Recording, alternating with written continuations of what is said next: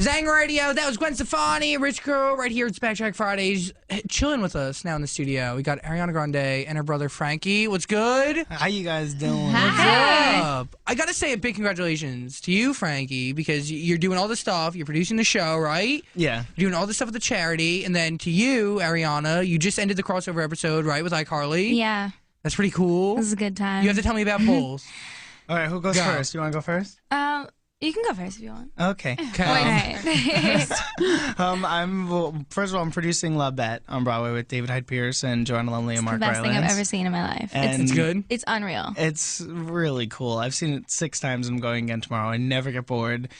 Mark Rylance gives the best performance by a human being ever. I'm sorry. It's good. funny. It's really good. And it's so accessible, even though it's really, it's in verse and rhyme and couplets, but it's so...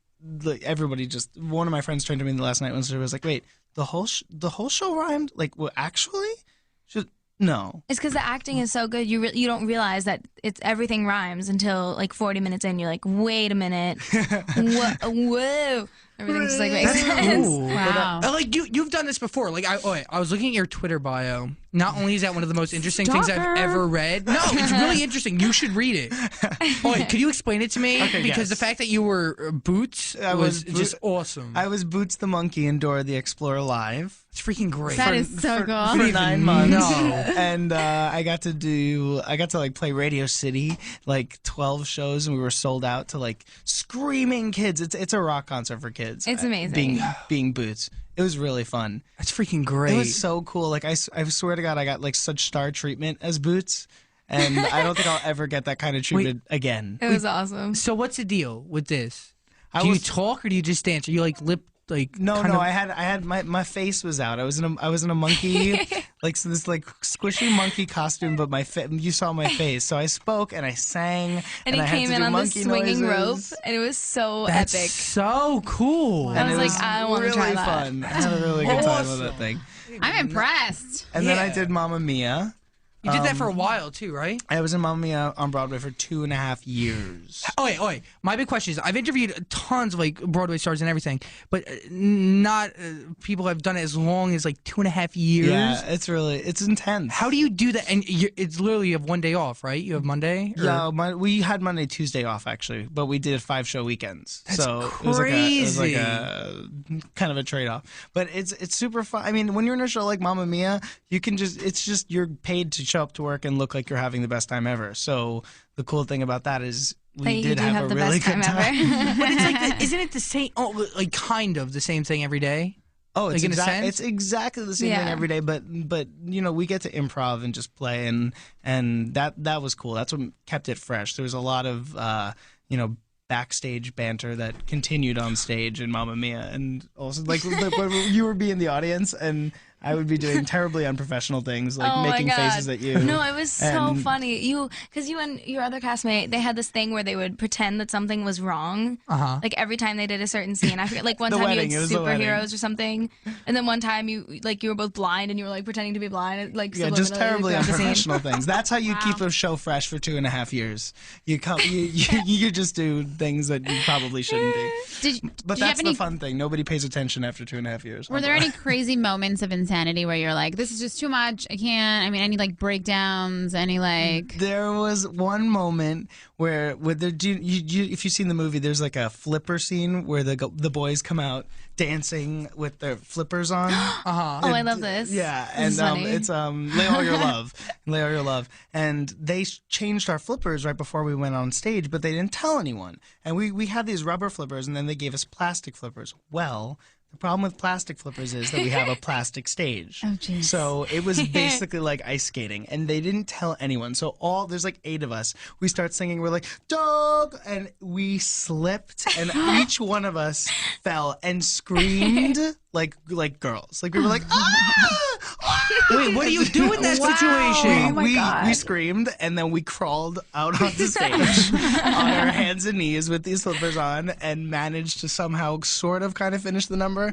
And then I go to push the boat off stage, and I fell again, held onto the boat, and was dragged off stage. That's so funny. And then we were like, well, maybe we should have tried that before the show.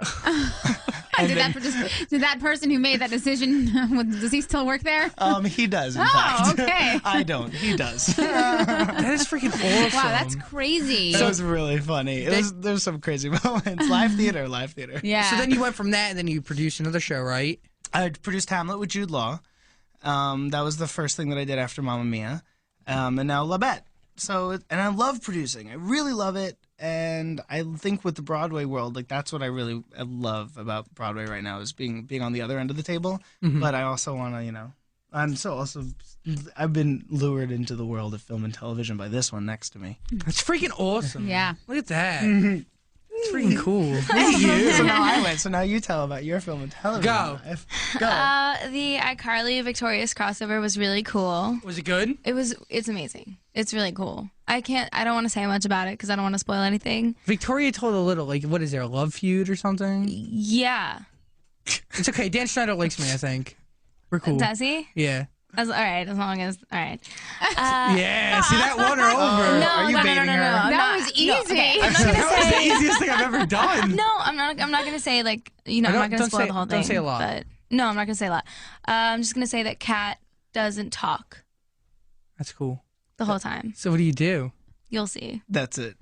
That's all I'm saying. That's all I'm saying. I can't. Was that fun for I you? won't do it. She's not talking. Get it? It was fun. No, it was fun, but it was kind of hard because I had to like get all of my emotions across with just my face. So it was just like. It's a very good acting exercise. It was fun. Now, how about working with iCarly? The whole cast, right? I love them. You like them? No, Nathan, I all really them? do. Nathan and Jeanette and Miranda are like three of my best friends. I love them. So it was really cool to have them there every day. It was so much fun. All right, Shelly was interested. Go, ask your question. It's time. What? The one about Miranda. It's time. I learned from Zach. Zach Good is a segue. big Twitter stalker, and she's Twitter stalked you. That's what she's saying. Well, I follow you on Twitter. I don't necessarily stalk you. And I saw that you guys were, all of you were hanging out in the city last night. Yeah. How was that? It was so much fun. You know, I think I've actually seen her every night since I've been here. No, just like the past 3 nights. I don't know. But we went for sushi, and it was really late. And I got up really early because we did PIX 11. Yeah, we did. We were on the morning news. 4 o'clock, right? You have to get up?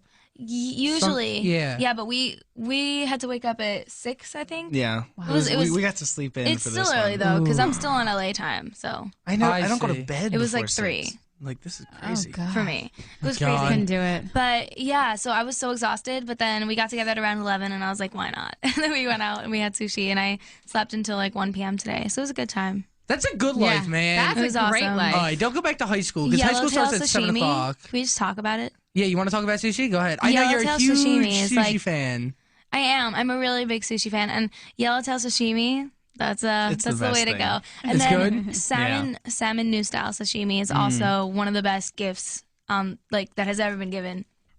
Yeah. I think this. Wait, I'm just like, I just got so serious. I've heard stories like that you go to like the sushi place, right, and they know you there and everything. Me? Yeah, I've heard stories. You heard stories about my sushi life? I actually heard a story about your sushi life when I was out getting sushi with Liz Gillies, and she was telling me about your sushi life and how you go there and they know you, right? And they just bring you stuff automatically. Yeah, my favorite thing is when you walk in the restaurant, they go, "Irashimasu!"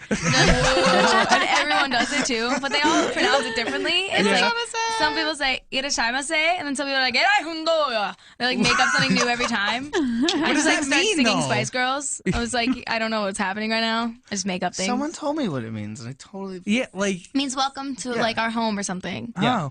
Like a greeting. To the people who are listening to That this would and who scare actually me. know what it means, and I'm like completely wrong, please don't make fun of me. For more exclusive Goom Radio video and audio contents, visit goomradio.com.